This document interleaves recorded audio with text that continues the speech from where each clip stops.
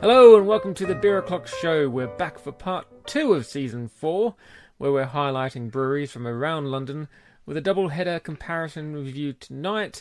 Joining me from not London, he is in fact relaxing in the expansive drawing room of his Essex mansion, is my co-host and beer mentor, Steve. Hello, Steve. Hi, Mark. Welcome back. And you? How are you doing? I'm good, thanks, mate. I'm good. Much better for a short break from recording these. Not so short. Before we started recording, we actually worked it out to be about 6 weeks.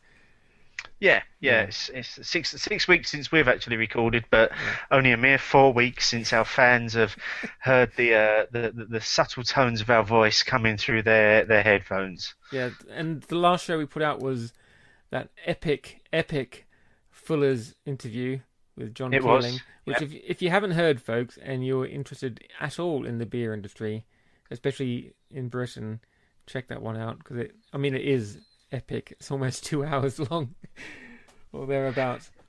You know what though, mate? We've had some really nice feedback about it. Quite a few people have got in touch on Twitter and said they really enjoyed listening to John and the way that he spoke with such passion about the industry, and it was really nice to hear that. And also our one of our fans, also known as hashtag some random bloke off Twitter, Justin Mason at 1970s boy, actually said to me when we was out for a beer that it's the greatest thing he's ever heard. Oh wow! So I don't know whether he just means in general or whether it's the greatest thing that we've ever done that he's ever heard, because I'm sure there are some much better things out there. But it's just really nice to get that sort of feedback from people that listen to the show. Indeedy, yeah, we appreciate it. Anyway, moving on into the future, with a slight diversion into the past, because as anyone who was listening before the break knows, I was heading off on a holiday to Australia back home, and I was quite keen on checking out what their beer scene is like, because the last time I was there, I wasn't a beer drinker. I would have the occasional lager, and one little funny thing is, I turned up at my mum's place and she still had some beer that I'd left behind the last time I was there, like almost 4 years ago, and she had moved house twice in that time. And she'd taken the beer with her. She'd taken the beer with her, and I was looking at it thinking maybe this is, not remembering what I drank back then, thinking maybe it's some ales or whatever, but it was just 2 bottles of Aussie lager, and they went down the sink straight away. They probably wouldn't have been good anyway after 4 years. No, there's aging, and then there's seriously going out of date. They smelled okay when I was pouring them, but by that point it was too late. Anyway, so yeah, I had a chance to check out, just in the general bottle shops and stuff, what kind of beer they have available, and I found a really cool craft beer bar in the middle of Brisbane, the name of which escapes me now. But yeah, and they had like 20 beers on tap. It was great. But I thought I'd go quickly through the beers that I tapped in. Before you do that, mate, yeah? just I'm interested. So in Australia, is it still called craft beer? Is it being referred to as craft beer out there as well? In the kind of scene that you and I are in, yeah. If you call it craft beer, they'll know what you're talking about. Okay. I mean, this place I went to in the middle of Brisbane was called Craft Beer Bar. It had an actual name. It may have been the Embassy on Ann Street, I think, in Brisbane, but it was a craft beer bar is what it referred to itself as. Yeah. So, and is it quite a vibrant scene out there as well? So like it is over here at the moment, craft beer is massive right now. Is it going through the same resurgence in Australia as well? It's getting there. I think it's probably where we were. You know how we are where America was about 3 or 4 years ago? Yeah. Australia is where London was maybe 2 or 3 years ago. Okay. So, when we first started this, there weren't that many craft beer bars in London. You had pubs which had good setups and all that, but you didn't have all of the brew dogs that we've got now and craft beer companies and all that kind of stuff. That's kind of how it is in Brisbane at the moment. You have 2 or 3 specialist craft beer bars, the bottle shops, by which I mean like the off licenses. Mm. They have a semi-decent craft range. In Sydney and Melbourne, it's probably more, but Brisbane has a few microbreweries and stuff. So yeah, it's really picking up. Last time I was there was nothing like that at all. You'd have Coopers and some of the major brands that do ales, but you wouldn't have had generally available what they have now. Yeah, excellent. And I was following your check-ins with some envy at some point, mate. You looked like you were sampling a good range of beers while you were out there. Yeah, at the time I didn't think I was getting as many in as I thought I should have, considering how much I talked about it. But looking back, I did get quite a few. What's interesting is that there is one brand which seems to be everywhere, kind of like if you think about like a Green King, or that kind of, the pervasive brands that are in all the pubs. Yeah. You can go to a restaurant and it will have that on available. So there's a brand called James Squire, which, like Green King or what are these more larger breweries, their offering isn't exactly, gonna knock your socks off. So I had their 150 Lashes Pale, which is, because they serve it so cold everywhere, you don't get much taste from it. So it's refreshing like a lager, but there's not much to it. And like you found when some of the bottles I brought you get that hoppy taste, but you don't really get the strength coming through and everything. Yeah, the flavors are there. All the hop flavors are there, but they're not as hop forward as the beers that certainly some of the beers that are over here, the American style, where you get that real. Here's a fistful of hops. I'm going to ram it into your mouth and shake it around until you're within an inch of your life. Exactly, which is surprising considering how much the Aussie scene seems to be emulating the American one. They get a lot of American beers in, and they use a lot of American hops, but they just don't have that whack you over the head hoppiness that you would expect using those kind of ingredients. So I had two James Squire beers. The first one was the 150 Lashes Pale, which is just a typical pale, quite drinkable, and that is everywhere. You can find it pretty much. We went to a wedding, my brother's wedding, and they had that in bottles behind the bar, which was quite surprising. So, but like you say, is that the equivalent to us going to a wedding over here and seeing bottles of Green King IPA in the fridge? Green King IPA or a bottle of Pride or anything like that. Yeah. Yeah. It's just you're not surprised that it's there. You're surprised that maybe they have something other than lager, but it's not exactly, wow, they have real beer. Yeah. Yeah.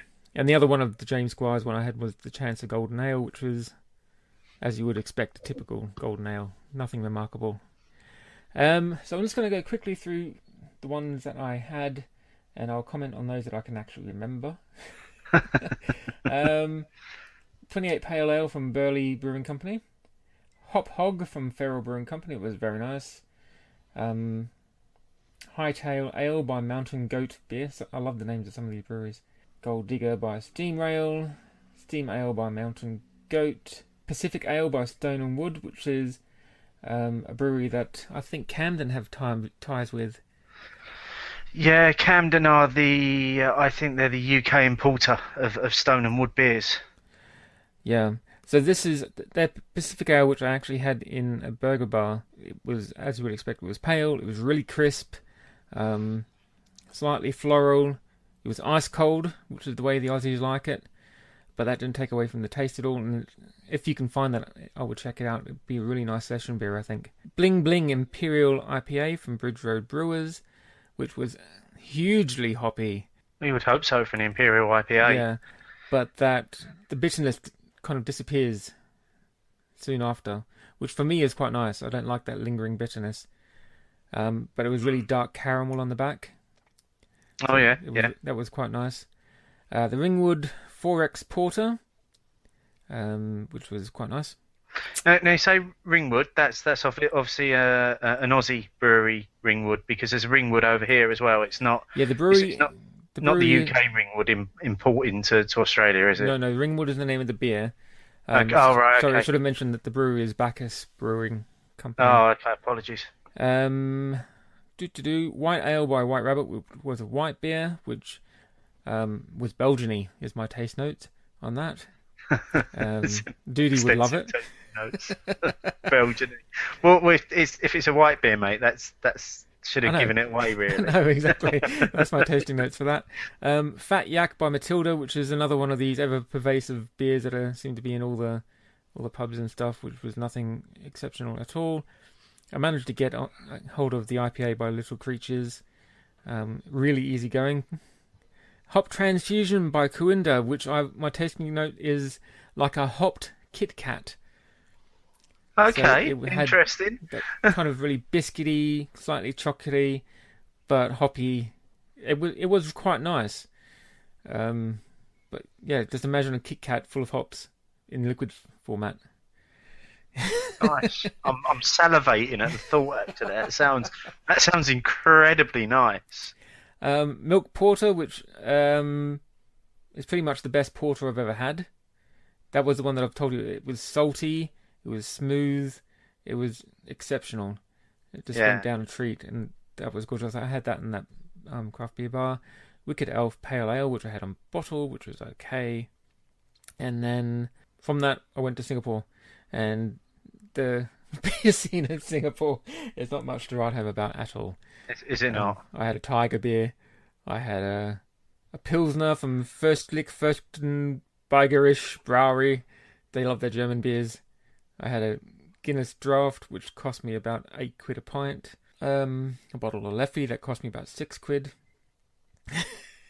Didn't you also say you found there was some Brewdog stuff was available in Singapore? Yeah, at the place where I had the Pilsner, which was a German restaurant. Right next door was a place that called itself a Japanese craft beer restaurant, which is really, I think they just sell beer, but you can bring your own food there. And they had Brewdog in bottles. They had a lot of UK imports and stuff. I didn't really have a close look. We were going to go there the next day, but it was right down the other end of the main shopping district street, so I couldn't be asked because it's so fucking hot. I didn't want to walk there. The thing is, though, why are you going to go halfway around the world to drink beers that you can get in Britain? Exactly. I mean, I wouldn't have had the Brewdog anyway. I wanted to see what else they had, but yeah, I'm not going there just for that. I can go to Bottle Dog in London now if I want to get some bottles of whatever. So yeah. Yes. Anyway, that's and at my a very good price as well. yeah. May I add. And that's my Aussie adventure. And I brought you home a few bottles of stuff. You did. One of which was an American beer. Yes. Quite the long way around. Which was pointed out very quickly to us on Twitter after I posted the picture. Well, you never claimed it was an Aussie beer. You just said I bought it for you from Australia. I know. So what did you think of... Because that was an IPA, wasn't it? It was. I think, unfortunately, it was past its sort of freshness date, because while the flavours of the hops were there, they had become very, very subtle, very syrupy as well. Yeah. So it was almost beginning to border on being barley wine-esque. Okay. It was a decent, enjoyable beer, and I can imagine getting that one fresh. This was the Tower 10 IPA. Mm-hmm. To have that fresh, I imagine probably a stunner of a beer. But the two Aussie beers that you brought me back, I enjoyed them both. They were just to really mirror what you were saying in terms of the way they seem to flavour their beers, is that you get all the flavour of the hops, but you just don't get the kick from it. Mm. So you're getting a lot more of the other flavours are coming through, and they've got a chance to come through. And I found them both very, very enjoyable, mate. I'm very grateful for you bringing them back for me. Good. I'm pleased. I wish I could have bought more, but my suitcases were full of the missus shopping, so that's about all I could fit in. Sorry. Yeah. So if people want to check out all of your check-ins and what they were in the various breweries, they can follow you on Untapped, can't they? And they can have a look at that. They can. My username is Roku, ROKKU. So jump in and have a look. Yep. They have a back home. They have a quite a large bottle shop chain, off-license chain called Dan Murphy's, which has quite a decent variety of craft beer, and it's all very cheap. You can get bottles of beer for $2.50, which is like what, £1.50 or something like that for bottles of craft beer. Oh, that's not bad at all, is it? No, I mean, That's in their American sizes generally. yeah. So Well, that's what I mentioned briefly earlier on there, because obviously while I've been off air, Brewdog have continued to build their empire and have opened up Bottle Dog now on the Gray's Inn Road in London, and I popped in there, and you can pick up like bottles of punk for, I think it's about 160 odd for a bottle of punk in there, and all of their stuff, as you would imagine, is really really cheap and reasonably priced. yeah, I would think so. Well, you would hope so, yeah. I'm hoping to get in there in the next few weeks or so I can go check it out. Yeah. Well, we've got. I managed to get an interview with them as well, and that's coming on next week's show. So keep your ear out for that one. A brief interview with the guys at Bottle Dog. Very good, very good. Anyway, shall we get into this week's beer? Yes. Beers. I've got actually nothing of really any interest to share in terms of what I've been drinking, because as most people have probably noticed, I've been working my way slowly through a crate of Halcyon. Yeah, Halcyon and Cannonball. That seems to be the only thing that I've been drinking. I saw someone's comment on Twitter that if you can't find any Halcyon locally, it's probably because it's all being diverted to Steve's place.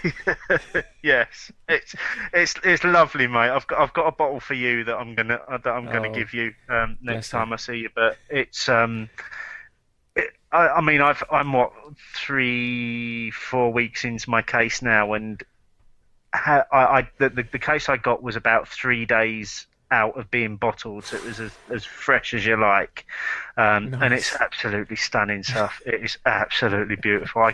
At the moment, I think I'm purely just running on Halcyon fumes. Well, I guess everyone in your household appreciates that as well. Yes, yeah. Right, this week's beer is, as I said earlier, a double header, and the brewery in question is a popular one from northeast London, Camden Town. So the beers we're doing tonight are on the surface seemingly the same. There's Camden's Hell's Lager and their Camden USA Hell's Unfiltered Lager. Now I've had them both before. I think you have as well, Steve. Yep, and personally, I didn't have them at the same time, and I can't remember much difference in them. So tonight will be a good way to see if there is indeed any telling them apart whatsoever, or if the Unfiltered USA bit is just marketing. Well, there should be, because it's essentially it's the same base beer, Right. but with different hops. So Okay. the original Hells are Pearl and Hallertauer tradition hops, which are more of a nod to the original style where it comes from, of the German lager Hells Pilsner style. Right. The USA Hells has been hopped with USA hops, so it's got Cascade, Centennial, Columbus, Citra, Simcoe in there. So on the face of it, as you say, rightly say, it's the same beer, it's the same base ingredients, but they've just used different hops in the two beers. So hopefully you'll be able to see there's a difference. Other than that, the USA one is cloudy as fuck. And I will have to admit as well that for me, generally, all lagers taste the same. Okay. So this will be interesting. Yes. Anyway, we're going to go with the red-labelled Camden Hells Lager first, which is the original, as our little base. It's a 4.6%. And, yeah, let's get into it. It smells like a lager. It does indeed. Oh, pores very clear. It's almost reminiscent. The colour of that is almost reminiscent of champagne. I was about to say the same thing. It's very champagne-y. Yeah. Quite nice, light straw colour to it. Yes. Moderate carbonation coming up in the middle, but it's not lasting very long.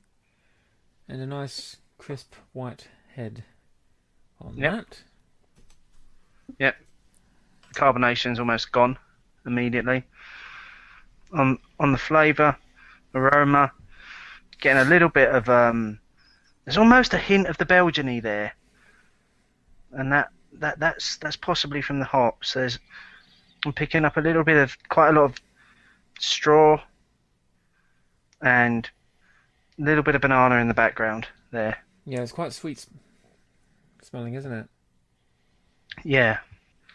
Okay. Shall we tuck in? Let's tuck in. Yeah. Well, welcome back, mate. Cheers, mate. Yeah. Cheers. Chin chin. Okay. First thing, it's very easy to drink, Tis. and it's incredibly gassy straight away. Yeah. But then you do expect that from a lager, and the fizz. Yeah. Got a sharp straw bite to it. Yep. From that hops. There's a little bit of a hint of the malty biscuit in there. It's a very easy finish. There's no bitterness at all. It's a very sweet finish to it. I have to have another sip to see what else I can get out of that. I have to say, apart from that grassy, strawy, hoppy mouthfeel and taste, there's not that much else to it. There isn't. It's more interesting than your normal lager because it doesn't have that overbearing lager yeast taste to it that, for me, borders on chemically tasting sometimes. Mm-hmm. Or heavily processed, but yeah, it's a lager.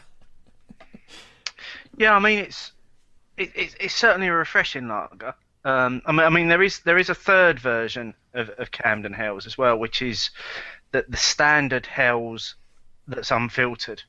So it's basically this version that comes out cloudy. And I had that a couple of weeks ago when I was out in between 2 bottles of Halcyon probably, and that has got similar, where the flavours in this are a lot more subtle. You're getting a lot more from the unfiltered version, so the flavours are more pronounced in there. It's a slightly, the sweetness is gone and there's a little bit more bitter on the finish. But you're not going to get that in bottles. You're only going to find that either at the Camden Town Brewery tap, or on where the bars where they've got accounts will occasionally have the Camden unfiltered Hells. Sorry, the gas has really got me after that first guzzle of that one. You're almost crippled there. Whoa, yeah. I was trying to be professional and finish what I was saying without belching in the middle of it. I'm not getting much of the sweetness in it though. I still am on the nose a little bit, but otherwise. I mean, it's a decent beer. You know, it's well produced. It's been well thought. It's very highly thought of in terms of beer circles in London. It's a like you say, it's much better than your mass produced lager. You've not got that artificial taste to it. You've got the you've got the good flavours in there. And we've got an interview coming up at the end of the show with Alex, who's the head brewer from Camden Town, and he talks us in the interview. He talks us through the process that they go through in terms of making this, and bringing because all of their equipment was shipped over from Germany specifically to brew this beer. Mm-hmm. As always, hang around at the end of tonight's show for that interview with Alex and a little bit more about Camden Town Brewery and Camden Hells. Cool. Okay, well I think I've got a decent picture of this one. I'm going to leave that one for now. So you had the foresight to bring 2 glasses. I've only got the one, so I've got to plough on through this one and maintain my professionalism throughout. Well, I don't like cross-contamination when I'm doing different beers. Oh, yeah, you snob. When did that start? I've always done it that way, maybe because I'm worried I won't be able to tell the difference. I was going to say, you've come back a changed man. Yeah, the first person to ever come back from a holiday in Australia, more cultured than when he left. So while I'm just finishing this, should we just talk about what else we've got coming up in this part of the season? Yes. Just to give people a reminder. So we're obviously back. We're back this week with our double header, continuing our focus on London breweries. Next week is an exciting show. It's our second homebrew special. So we've got 3 more homebrewers coming on next week. We'll And give them a 3 name beers. check now. Yeah, and 3 beers. So we've got Darren Oakley coming on, who's given us an American Pale Ale to try, which comes in at about 5.5%.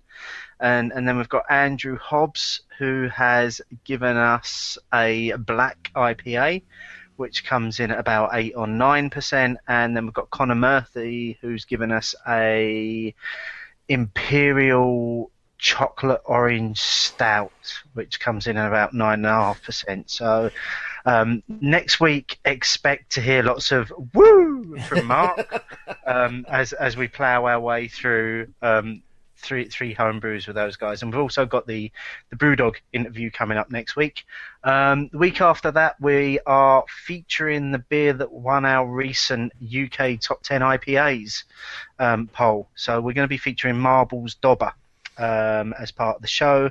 And again, as is becoming a bit of a trend now, we've got an interview with Marble Brewery that will be coming along with that show. And then throughout the rest of this season, we've got various guests popping in, people dropping in, interviews with brewers and breweries, and just some real exciting stuff coming up, leading up to our second birthday in July, where we've got a beer being brewed especially for our second birthday by our number 1 fan. Mr. Doody is brewing us a beer for our birthday show, so we'll be drinking that and reviewing another beer. But the full beer list is on the website, guys. So if you wanna go to the website and click on the tab at the top that says Season 4 Part 2 beer list, you can see all the beers we're going to be drinking. And I'm pleased to say, with thanks to Owls by Mal, Honest Brew and the Beer Boutique, you can still get 10% off of the beers when ordering from those 3 companies. Yeah, the beer list at the bottom. If you scroll all the way to the bottom, it's got the discount codes that you need and links to those shops.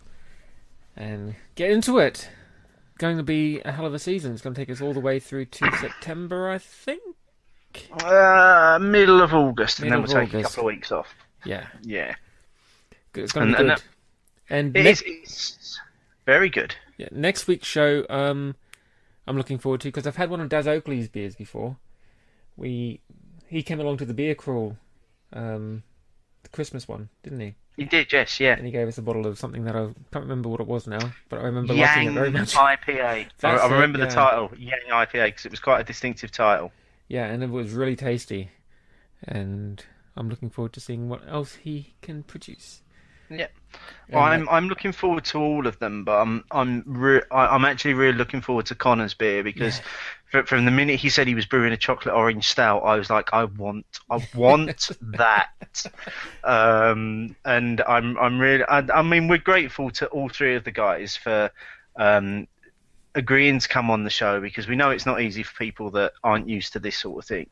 Yeah. But they've all agreed to come on the show, and they've all provided quite a lot of their beer to make sure that everybody that's going to be on next week's show has got the same beers. Yep. It is almost a military operation sometimes to make sure it happens, but I'm pretty sure everyone's got the right beers now. And so yeah, next week should be a good show, actually. And if it's anything like our last homebrew special last year, it should be quite educational for you and I. Yes, and also for aspiring homebrewers as well. Exactly. Because that's why we do these shows every now and again. So we because obviously we're aware that people aren't going to be able to get hold of these guys' beers to drink along with us, which is what we try and encourage people to do. So it's partly about the beers, but it's more about what have they brought to the brewing process, why did they get into it, why they do what they do, where their inspiration comes from, all those sorts of things. So, should be a good one next week. Indeed. Anyway, on with this week's one. Yes. Camden Hells Part 2. This is the USA Unfiltered Lager one, so let's see what this looks like. And with that, I can actually tell the difference other than it being cloudy. Okay, well, the first thing for me is that you're actually getting that aroma of big citrus. Oh, yeah, you American are as well. hops spilling out of the bottle. Whoa. It's quite active out of the bottle as well. Yep. Looks a little bit like cloudy lemonade. Mine currently has a fist-size head. Did you just dump it into your No, I glass? tried pouring it quite. I still got most of it in the bottle. This came out fizzy as hell. Okay, now considering that that's unfiltered, I don't know if you can see. I'm holding mine up to the camera there. Obviously, people at home won't be able to see. This is for Mark's benefit. You can still see through it. Yeah, It's not like cloudy. It's not London murky, as they call it. no, very But active though. it has got a haze to it. Yeah, it is very active though. Yeah. This head on mine is pervasive. Look at Wow. that. There's some head there. That's about 4 of my ladylike fingers at the moment. Don't I've still got wish, about. Sorry. I don't wish to know where your lady's fingers have been. I'm merely commenting on the size of them. I'm quite delicate boned. I've still got about a third left in the bottle as well, so it's not like I dumped it in. No, I'll wait for that a little bit, see if it calms down. Okay, so the aroma's died down a little bit, and I'm now getting the same sort of lagery aromas coming through those hops that was coming through from the original version. Yeah, Yeah. I'm not getting as much sweetness, but I'm getting more of that citra. Are you able to get through that to actually get to the beer? Oh, You able to I get might through need a the head? spoon. Okay, well I'm gonna You tuck tuck in, in, fella. Yeah. and let you know what I think. All right, You mate. you feel why I'm drinking. I'll see you at the end. So my glass actually looks like a beer float at the moment. There's such a big frothy head on it. Don't know what is with this bottle, but it came bursting out of that bottle like a little lagery horse ready for a frolic. Oh, it's certainly got more of a. It hasn't got a bitter finish, but it's certainly got a more almost an underlying sourness to it that I'm picking up from those American hops in there. Mm-hmm. That's possibly the citrus coming through. I just had a little sip. I don't know how much of that came through as head or actual beer, but a heftier hop profile to it for sure. Yeah. I'm not getting that that lager yeasty flavor as much compared to the normal hells. This is definitely you can use your word, Mark. You can tell it's got bundles of American hops in it. Yeah, they've just been stuffed in here, haven't Yeah. they? The American hops. I mean, at this point, I would like to thank Camden Town because they did provide us with the beers for tonight's show as part of the whole interview that we did with them that you can check out at the end. So thanks guys for supplying us with the beers, and it was quite nice also to pop up there and pick them up, and please, because I know she possibly listens to this, when I'm calling you the random young girl that sorted the beers for me, that's in the nicest way possible, because I didn't get your name, but she was saying how she listens to the show and she enjoys what we do. Oh, wow. So that they're obviously avid listeners up at Camden Town of our work. As I would think so. As we would hope so, yes. So thanks for the beers, guys. Appreciate it. Thank you, really random girl. enjoying reviewing these tonight, and thanks for giving up the time for the interview as well. Indeed. Quick thumbnail review. I'm much preferring this unfiltered to the. I'm going to call it the normal hells. I think I do. The one thing for me is it just seems to be more effervescent in the mouth, so it seems to leave more of a fizziness on the tongue than the standard Hell's Lager did. Well, it's not really surprising I'm holding my glass up it's still very, very active on my side of things. I'm finding that's giving it slightly smoother taste. There's much more character to it with all that American hops bursting in.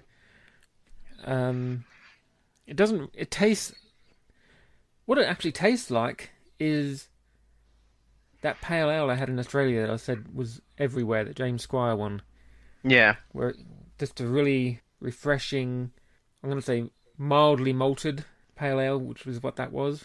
Imagine that without so much of the malt. And you get this, which is, you get all these different hops in there jostling for position, and they're kind of just cancelling each other out to the point where you still get that hoppiness, but it's not overbearing, Hmm. but it's a smoother palate than the, or not smoother, a more appetizing palate than the normal hells for me. Yeah. Well, when you bear in mind that the standard version only uses two variations of hops, um, as opposed to the American version, which has used 5 American hops in this. Yeah. So they've literally thrown the hops at this. And looking at Camden's own description of it, they say it's got, in their opinion, it's got the beautiful lightness of lager countered with a big hit of hops. We love American hops and we love Hell's Lager and wanted to smash the two together. So, and I don't think you can disagree with what they're saying there. Actually, if you take what we tasted with the basic Hell's Lager, which was an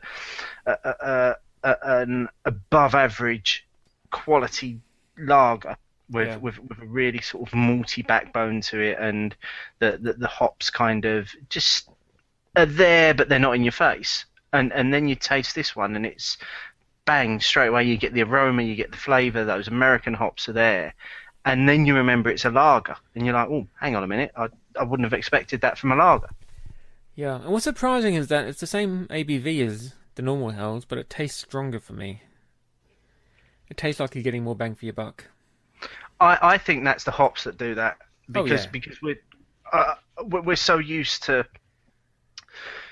when you try the American hops, you get that big hoppy aroma, big hoppy flavours, and big hoppy booziness as well. And it's almost playing a trick on your mind in saying this is bigger than 4.6%, and you kind of forget it's only 4.6%. Yeah. Well, before we finish this one, while we're talking lagers, I'm going to have a rant tonight. I wasn't going to, but I'm going to have a rant. Go on, lad, get it out. Because I'm gonna. You know what I'm going to say here, don't you? Obviously, those fans that follow everything that we do will know that while you were off in Australia, I went on this. It started off as a bit of fun, and suddenly it shook the world. At the UK top 10 IPAs, which was an interesting experiment in what people's tastes are. And we got quite a lot of interaction from the community over it, and we published the results, and as a result, we've done some work with Marble, and we'll be featuring them in a couple of weeks. But as a result of that, I thought I had this grand scheme to do a whole series of these polls now. Which would culminate in the UK's favourite beer poll. So essentially, I'm going to take the top 3 from every poll and then put them into an Uber poll, and people can vote for what their favourite beer is. So last weekend, we were running the UK top 10 lagers with a view to announcing the winner live or semi-live on tonight's show. However, some scrote ruined that. That's all I'm going to say. Everybody knows the history of it now, and if you want to read about it, there's a post up on the page. But there was some unscrupulous behaviour went on with the voting. By a scrotum. Not sure who was behind it, but you can read all of my thoughts in the post. We will come back and finish the UK top 10 lagers poll. I've logged the scores of the top 19 lagers. I've taken out the 20th one, who shall never be named on this show due to that scrote's behaviour. And at some point we will come back and we'll finish the top 10 lagers poll. But I'm also planning on running a pale ale one, possibly a saison, possibly a barley wine, definitely a stout and porter. I don't know if that's 1 or 2 polls, and then possibly one which at the moment I'm just playing around with the title of either traditional bitters or everything else that doesn't fit into one of the other Badger's polls. Golden Glory for the win. Yeah, possibly Badger's Golden Glory, yeah. So stick with us with the UK top tens. We'll be back with that as soon as Mark works his magic on a more secure polling system. But if you want to know what was happening, have a read of the post on the website. Yeah, it was an unfortunate end to what is really just a whole bunch of fun. And we had a lot of engagement on Twitter around that. We had lots of people retweeting things, everyone feeding back. It was great fun. We're getting a lot of feedback on it. So, yes, those polls will be back. They'll be better than ever. And at some point in the future, we will announce with clear authority what the best beer in Britain is. Yes. Or maybe the favourite beer. Maybe the best is too subjective a word to use. Whereas with absolute conviction, we can say this is the UK's favourite beer because X number of people voted for it. You know, there's no subjectivity in the UK beer scene. Come on, Steve. No, none whatsoever. Everyone agrees. Everyone agrees with absolutely everything. No, yeah. That's why we all love Green King IPA so much. Oh, yeah. Which one? Red, green, orange, blue, or yellow? Oh, I don't know. I'm waiting for their limited edition triple IPA barrel aged release that they'll do at some point, which will just be called IPA or something like that. IPA, Grand Reserve, Scotch, Irish whiskey. Yeah, something like that.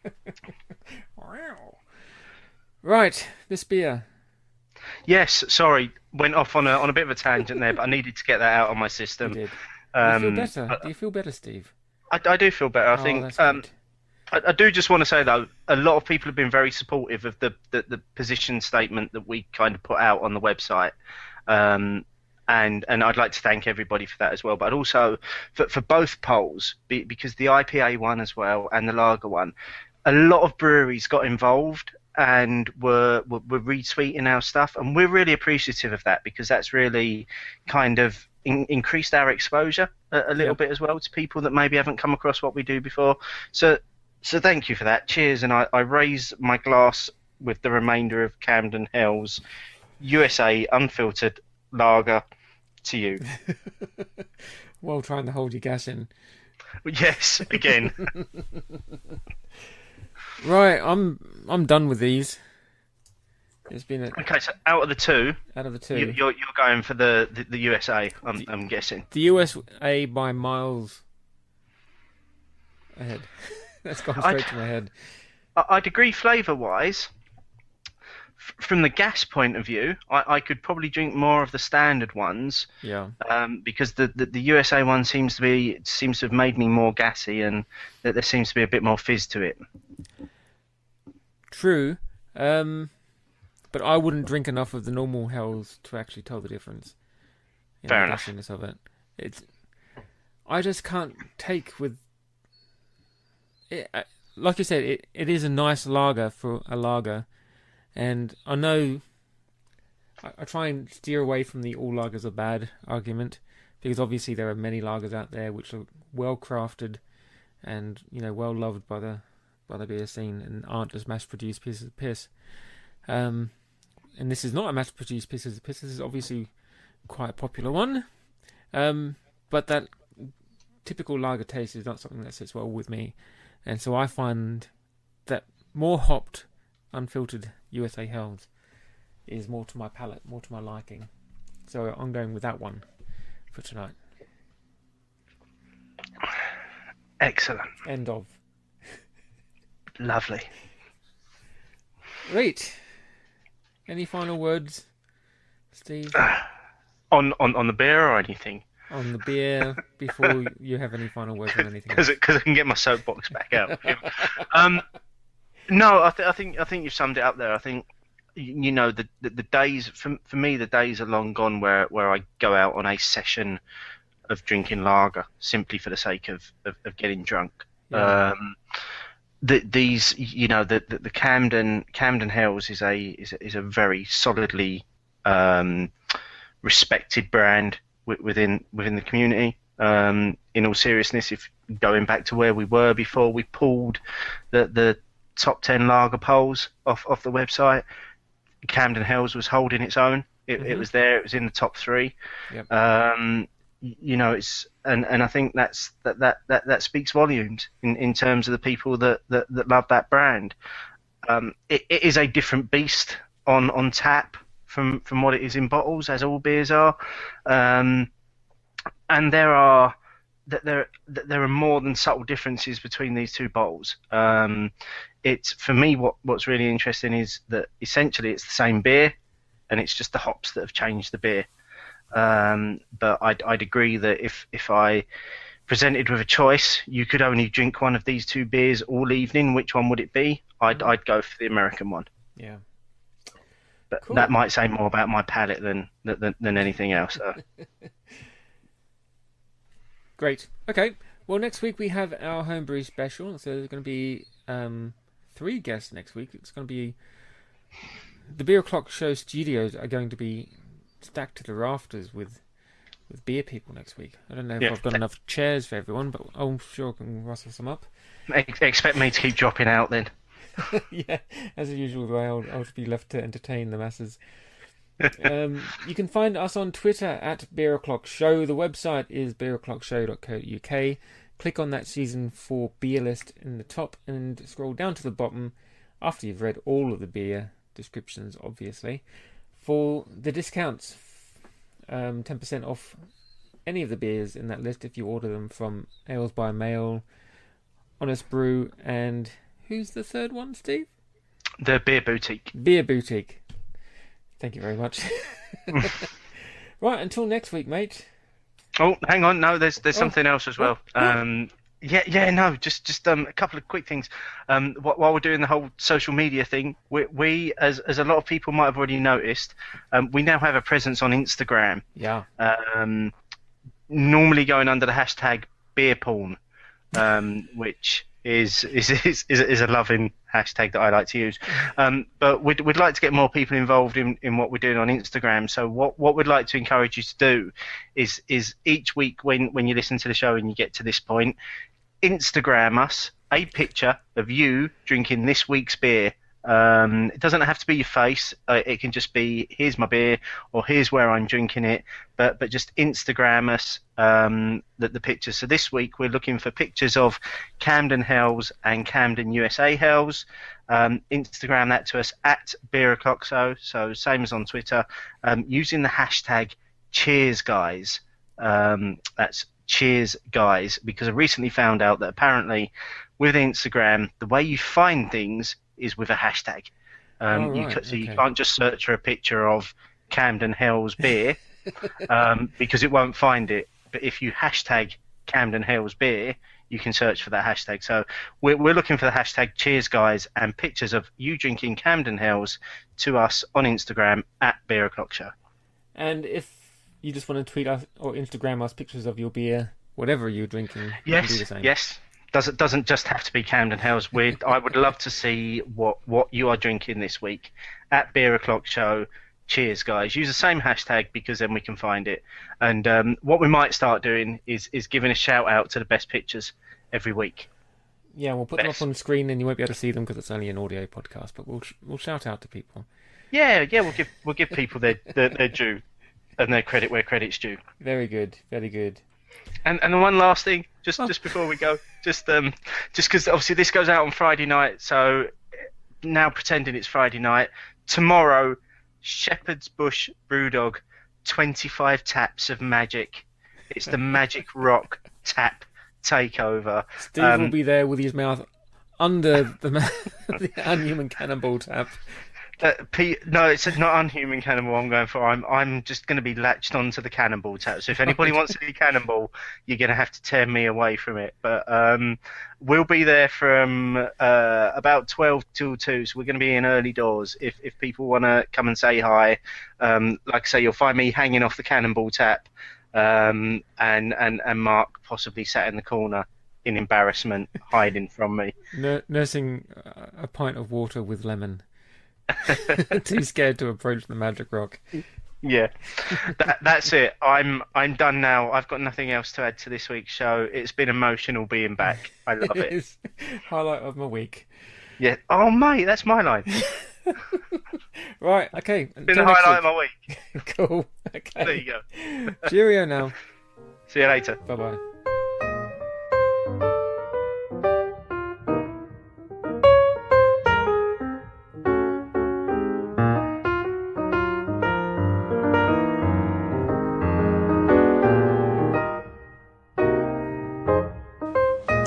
It's beer o'clock and welcome to another instalment of our Season 4 Breweries of London series.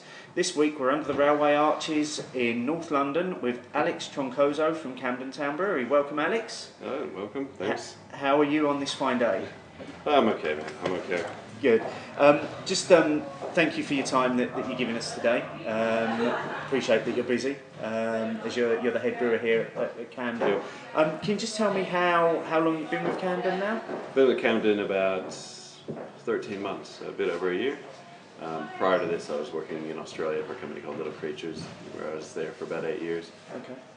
And how did you get into brewing? Where did it start for you? Yeah, so I was a home brewer when I did university back in about 1993. I started home brewing, I think, and this is fantastic. I want a job as a brewer. So I studied chemical engineering, and then when I graduated, I realized there wasn't that many jobs for brewers out there. The world's very different now. There's a lot more breweries, probably a lot more opportunities, but back then it was few and far between. So I originally just went off and worked as a process engineer in all sorts of things like iron ore mines and stuff. And then about a bit more than 10 years ago, I got my first full-time job in a brewery, and I just sort of haven't looked back since then. Okay. And you say you've been with Camden for about 13 months now, Yep. So might be putting you a little bit on the spot with this next question, but can you give us a little bit of the background and history of Camden? Yeah, so it was started running in 2010, but the idea probably started maybe 2009, 2008, something like that. And Jasper, our main founder, he had been brewing a bit of beer in his pub up at the Horseshoe in Hampstead, and he sort of thought, oh, there might be something in this, like, you know, trying to do a proper brewery rather than just playing around. And then some of his friends that he knew that also had a few bars, they said, well, look, we're looking at starting a brewery as well. And they said, well, hey, why don't we do it together? Because at least if anything, we can sell beer to ourselves. So so it sort of the idea went from there, and then it sort of originally thought they'd get one railway arch, and then they had a look. They said, oh, it's a bit small. Maybe we should get like 4. And like I said earlier, now we have 8. And they kind of decided, like, if they wanted to make beer, they wanted to try and do it as good as possible. So they went to Germany. They found a really good supplier to work with. Obviously, cost them a lot more money than they probably initially intended to spend, but I think, you know, in the end, it's helped us make good beer. And you mentioned about them heading over to Germany there. All of the kit in the brewery's all been shipped over from Germany. Yep. Why was that? Why the insistence on getting that exact kit from Germany? Well, the original idea, and we make all sorts of beers, but the original basis for what we wanted to do and what we're doing now is, there's a bit of a debate around the table about, you know, German lager and loving this sort of like this awesome balanced, you know, all malt lager, and so they thought, let's go to the home of lager and see how it's done. So they toured around different breweries, and they were debating a lot about whether it should be a Helles or a Pilsner, and it went back and forth. One wanted a Helles, one wanted a Pilsner, and then eventually Helles is what came out, which is a mashup of the two names, so Pils and Helles. So the thought was, if we want to do that type of beer, then let's actually get the equipment that's going to help us do that, because there is a certain way the Germans brew. Okay. Yeah. And do you follow that process of the German way of brewing the beer? Yeah, so we do. I mean, we do a rising infusion mash. For the Hells, I mean, we use lactic acid for acidification. So we definitely are leaning more towards the German way of doing things. We're only using German Pilsner malt. We're using hops from the Hallertau region. We're using German lager yeast. So it's very much the inspiration for what we're doing. Yeah. And obviously one of the things we try and do is to encourage our listeners to drink along with us. Now, they would have been able to have got a hold of the Hells in one of its Yeah. various forms, but the Unfiltered is only available on keg. Yeah, on keg. You don't bottle it at the moment. Yeah. I mean, USA Hells, which is a different variant, is using US hops, and that's also the same base beer as Hells, except we use US hops instead of German hops, and that's unfiltered. So that can give you a different sort of comparison. Yeah. Otherwise, yeah, we have, I think there's maybe about 40 or 50 accounts around London that take unfiltered. Okay. And you're predominantly in London at the moment. Yeah. You were saying earlier that you're looking at expanding across the UK. Yeah, so we'll have a bit. In London it will always be our focus, but we're going to start getting a little bit of beer out there, up north, to Manchester, Sheffield, Leeds, Liverpool. We do send some of the little beer out west, and yeah, we'll just be going out to the regions a little bit. But we're very much. There's a lot of pubs in London. They all need a lot of beers. Yeah, absolutely. So let's just jumping back to Hells again. It's now in cans. Yeah. Why did you do that? Why did you decide to start producing it in cans? Well, I think for me, it's like I think the one thing cans do, and I don't think there's really should be any difference in flavor or whatever. And even if you compare a can to a bottle, it's probably a different batch or a different best before date and all that sort of stuff. So they always probably taste a little bit different due to those facts that the same beer going in. I think they do what cans does give you is gives another opportunity for people to have the beer when they were maybe having a beer in a bottle is difficult. So say you're at a picnic or you're camping or you're doing something along those lines. So there's lots of places that don't make glass anymore. So the cans do offer an opportunity to still have great beer, but not have to worry about glass. And how have you found the cans? Are they proving popular? Are more people buying cans now? Yeah, I mean it's still.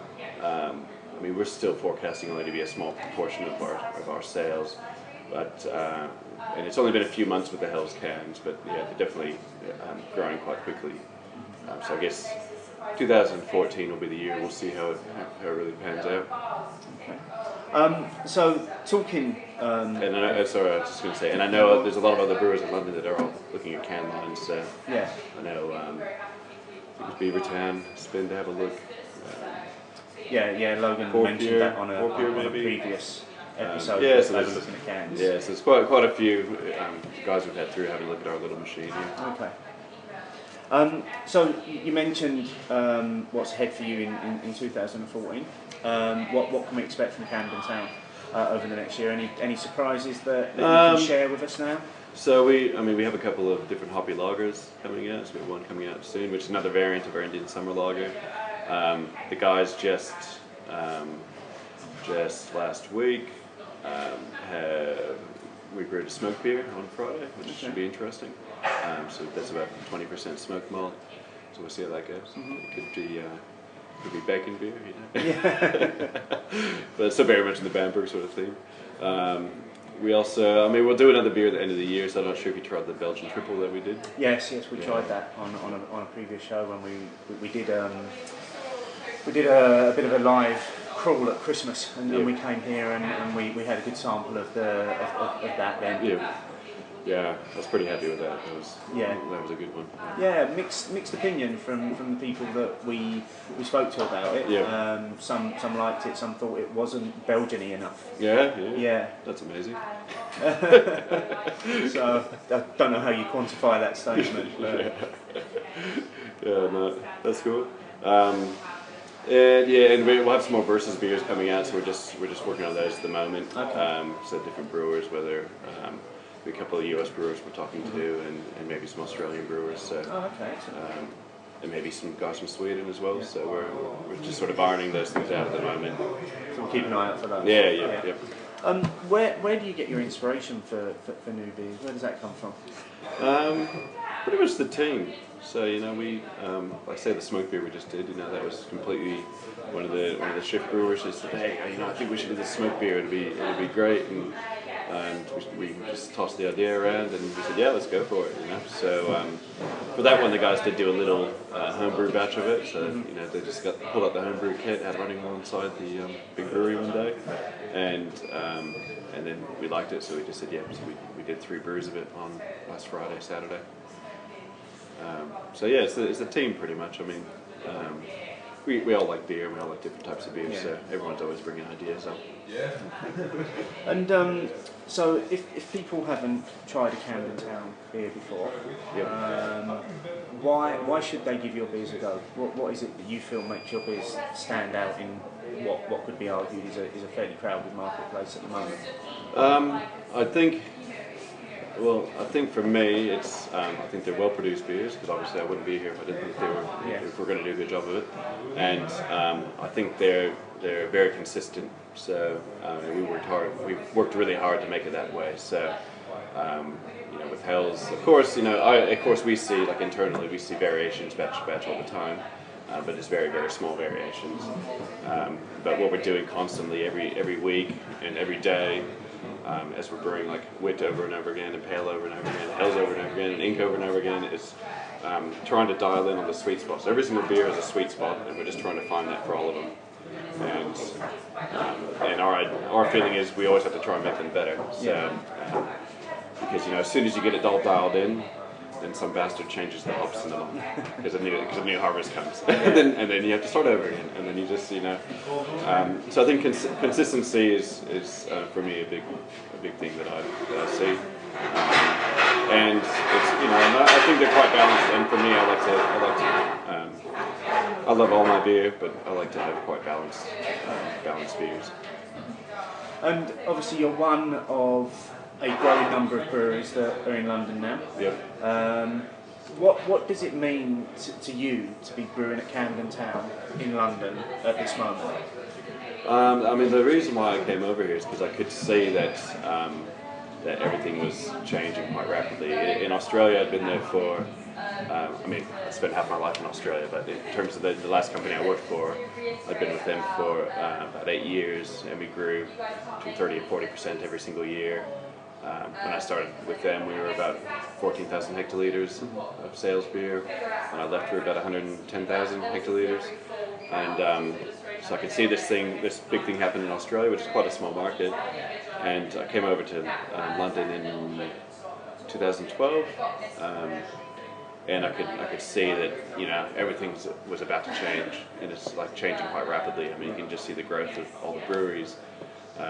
It's almost like any bar that opens now, it's not an option to have sort of good beer on draft. It's sort of like a requirement.